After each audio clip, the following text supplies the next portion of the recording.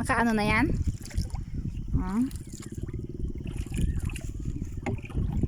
Vlogger ah.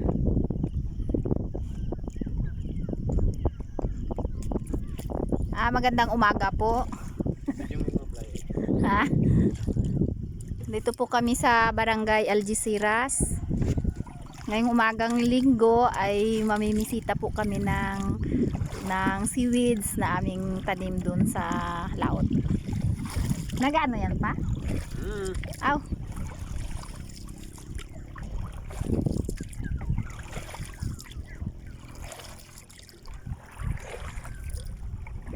Yun po ang Barangay Concepcion, Agutaya, Palawan. Habaw nag-ano pala ito. Yan po siya. Galing po kami dito sa Sitio Banted. Yan, ito po yung Banted. Yan siya po. Yan, yun po, doon po sa likod ng bundok na yun ang baryo.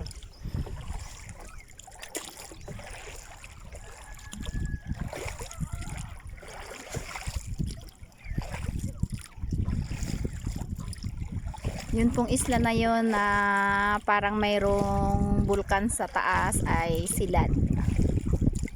Sitio Silad. Yung maliit po na yun ay ano nga?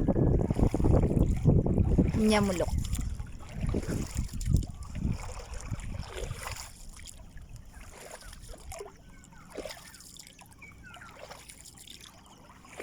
Medyo mabagal po yung aming pagpalaot kasi sagwan lang po ang ginagamit namin.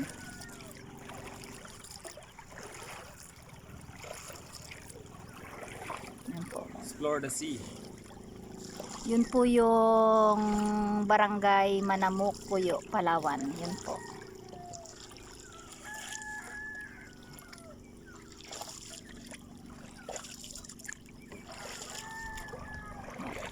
Daw mahulog ako.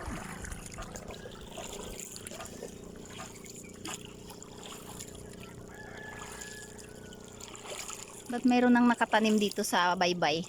Kanino to? Kay Manang Imi. Magatanim na ako dito. Awa ng Diyos, pag nakatali tayo papa dito na ako magtanim sa may ano ni tatay na ito. Yan.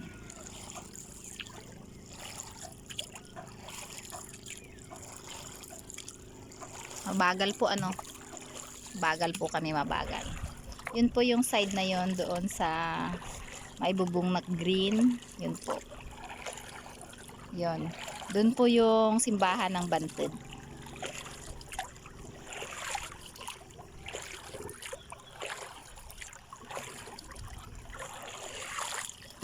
Napakasimple po ng buhay namin dito. Ganito lang po kami. Pasagwan-sagwan.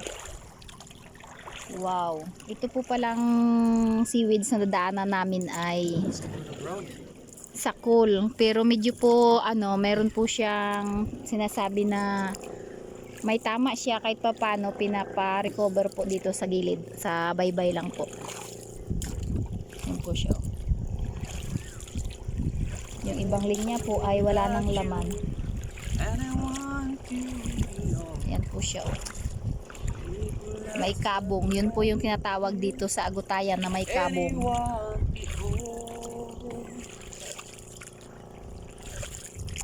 I live my life for you. Wanna be by your day. 4 minutes na pa. Everything that you do. Bagal man. Can't believe it's true. I live my life for you. Masilaw din. Yun po yung yun po yung Sitio Banted. Okay, ito na tayo sa ating tanim. Ito yung tanim natin. Apa? Yes. Wow, ito na po yung tanim namin. Butay po yan. Nung 16. Yung camera para makita. Yung 16 lang po yan siya tinali. Yun. kinuha yung mga nakasabit na mga mga kalakal ng lugar, kaya minsan po yung mga tanim po ay nasisira dahil dun sa maraming basurang nagkakalat. Ayun na yun, lagyan ng buya. Yan. Oh. Ayan po. Ito po siya. Yan, ito po. Yan. Ito po ay 25 linya. Ayun. Ito po yung aking kasama, ang aking asawa, si Bamin Magsipok. Lalagyan po ng ng styrofoam yung linya na nawalan ng styrofoam para hindi po manliit yung seaweeds. Ayan, ito po. Ayan. Ayan po, pasensya na po kung labas yung singit niya kasi naka-short. Isilip niya rin. Ayan. Kasi po pagka wala po yan siyang styrofoam, di po yan siya lalaki. Malulusaw po yan siya sa sa ilalim ng dagat. Kasi yung nagpapalaki po diyan ay alon. Kaya pagka lubog po yan siya, hindi yan siya lalago. Ito po yung yung seaweeds na dati ay 15 pesos lang ang dried niya per kilo. Ngayon po ay tumaas siya ng 70, pero ngayon pong mga time na ito ay wala pa rin po kaming harvest kasi nagtatali pa lang po kami. Ngayon po ay bumaba siya ng presyo na 40 pesos. Dried po yun.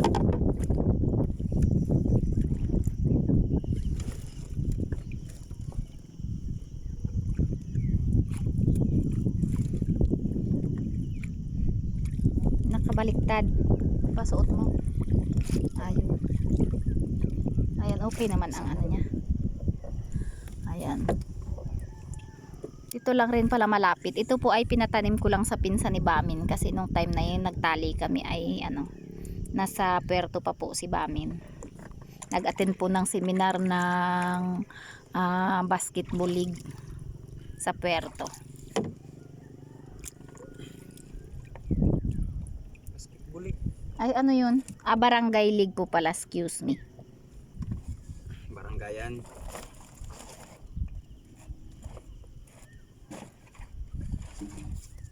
Liga ng mga barangay. Yun nga. Ayan po. Yan po ay lumalaki hanggang sa sa parang bunganga na ng timba. Pagka na siya, inabutan po siya ng mga isang buwan. Yan po ay nung 16 lamang, ngayon po ay 28. Yan, 2 weeks pa po. 2 weeks pa lang po siyang naitatanim. Di po siya gaanong masibol kasi dito lang po siya sa gilid ng dagat. Pag nasa laot po yan, mapino po yung kanyang tubo.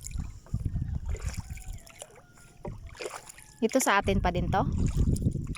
Bakit may agwat? Walang pundar. See. Maganda ito dito kaysa dun sa gilid.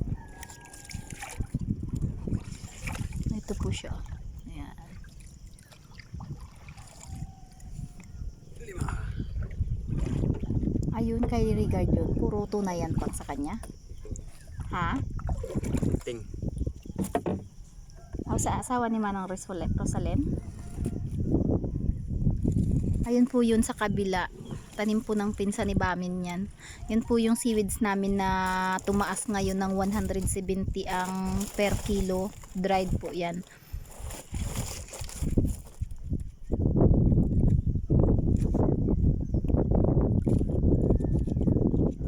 Video ba? Meron.